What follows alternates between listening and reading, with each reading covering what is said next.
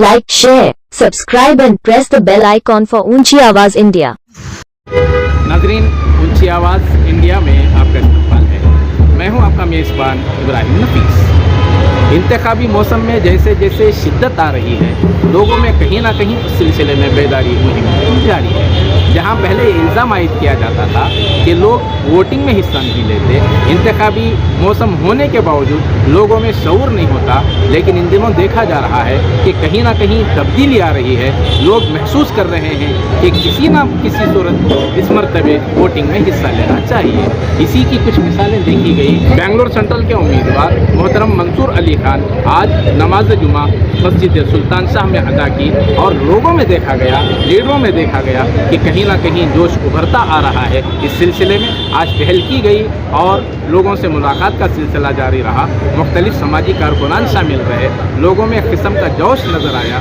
चलिए इस सिलसिले में जानते हैं, मोहतरम मंसूर अली खान से पूछते हैं इंतखाबी एजेंडे के तौर पर उनके पास क्या ब्लूप्रिंट है और क्या मंसूबा है। जानते हैं मोहतरम मंसूर अली खान, कौन से ऐसे मसाइल हैं जो पुराने एमपी से नहीं हो पाए हैं, लोगों से अप्रोच करने के लिए क्या बातें सामने आ रही हैं? ये जो हमारे मौजूदा एमपी हैं, 3 टर्म एमपी हैं और बेंगलोर शहर आप देखिए आज जो हालत हो के बेंगलोर शहर की, इंफ्रास्ट्रक्चर हो, एनवायरनमेंट हो या कोई दूसरा डेवलपमेंट हो, आज आप देख रहे हैं बेंगलोर में इतनी गर्मी कभी भी नहीं रहती थी। 15 साल में बेंगलोर का जो पॉपुलेशन बढ़ा है 3 मरतबा ज़्यादा हुआ है। और ये पॉपुलेशन के लिए और जो बेंगलोर सेंट्रल कॉन्स्टिट्यूंसी है, यहाँ पर से नियरली 70% रेवेन्यू बेंगलोर की यहाँ से आती है। और आप देखिए यहाँ पर पानी की किल्लत है, वो यहाँ पर अब ड्रेन का प्रॉब्लम है, रोड्स का प्रॉब्लम है, ट्रैवल का प्रॉब्लम है, ट्रैफिक का प्रॉब्लम है। और 15 साल में ये एमपी साहब कहीं दिखे नहीं। और जब कर्नाटका का मामला आता है पार्लियामेंट में, ये बार जो ड्रॉट का सिचुएशन है कर्नाटका में, 19,000 करोड़ की ज़रूरत थी। हमारे एमपी साहब कर्नाटका से, बेंगलोर से एक बार सेंट्रल गवर्नमेंट से रिक्वेस्ट भी नहीं किए कि हमें ये फंड्स चाहिए। अब देखिए हम 100 रुपये टैक्स सेंटर को देते हैं और 13 रुपये हमें वापस आते हैं। हम कर्नाटका में से हम कभी भी नहीं पूछे कि हमें और ज़्यादा दो। ये साल ऐसी हालत थी, पानी नहीं है, ड्रॉट का सिचुएशन है। एक एमपी पीसी मोहन हो या बीजेपी के 25 और एमपी एक सवाल नहीं पूछे या कर्नाटका के हक में बात नहीं की। तो लोग वैसे बिलखुसूस मिल्लत इस्लामिया में तो काफ़ी शऊर जागा है, लोग खुद ब खुद माइल भी हो रहे हैं।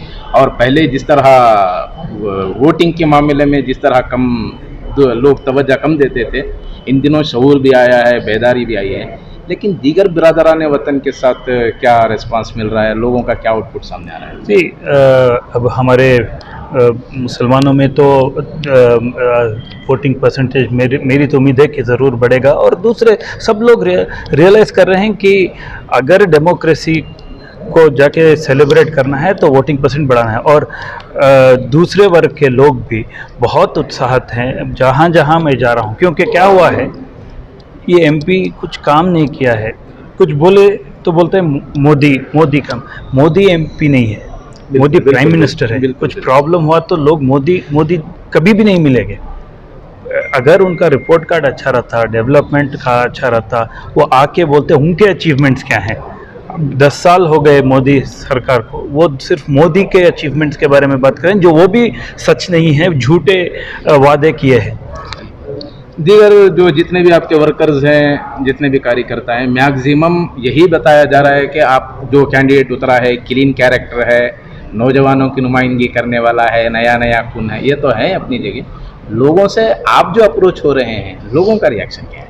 लोगों का भी रिएक्शन सी, मेरा एक विज़न है, मेरा एक बेंगलोर के लिए एक विज़न डॉक्यूमेंट है। क्योंकि मैं देखिए आम आदमी को क्या चाहिए, एक अच्छी ज़िंदगी चाहिए, एक जहाँ पर बेसिक फैसिलिटीज़ हो, एजुकेशन हो, हेल्थ केयर हो, एनवायरनमेंट हो, ग्रीनरी हो, लेक्स। बेंगलोर एक लेक सिटी करके पहचानी जाती थी, जहाँ आज कहाँ हैं लेक्स, एनक्रोचमेंट्स हैं।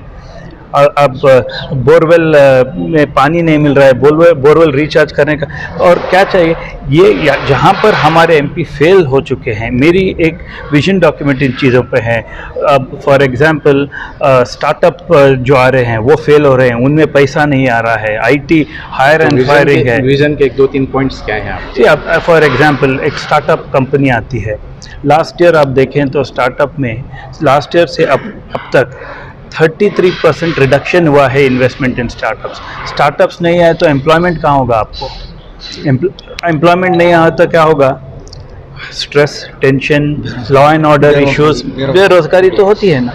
और आईटी कंपनी, खुसूसन बेरोजगारी से मुतालिक कोई खाका आपका, कोई विजन, कोई plan? इसीलिए मैं बोल रहा हूँ क्या प्लान है? इसीलिए स्टार्टअप इन्वेस्टमेंट के लिए पॉलिसी बदलनी होगी। और इसके साथ ये भी है कि अगर आप एम्प्लॉयज़ को ले रहे हैं, आप सवेरे उठ के जाएं तो आपको काम से काट दिया जाएगा।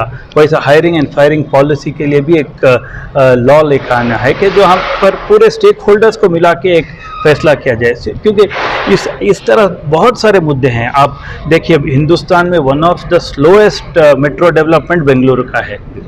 परसों बोले बेंगलोर को 3000 करोड़ दिए हैं पेरिफेरल आउटर रिंग रोड के लिए और लेक डेवलपमेंट और वाटर रिचार्ज के लिए। 6000 करोड़ रुपए किसके पास हैं, कहाँ आए हैं? वैसे ही देखे तो कर्नाटका के साथ कैसा रहा है, इलेक्शन का मुद्दा, हाँ, पूरा ही जुमला है, झूठ बोलो, झूठ बोलते ही रहो है। नाजरीन, हमारी ये रिपोर्ट आपको कैसी लगी हमें ज़रूर इत्तला करें, और अभी तक आपने हमारा चैनल सब्सक्राइब नहीं किया है तो सब्सक्राइब कर लें और नीचे घंटी के बटन को दबाएं ताकि हर नोटिफिकेशन आप तक बराबर पहुंचे। शुक्रिया।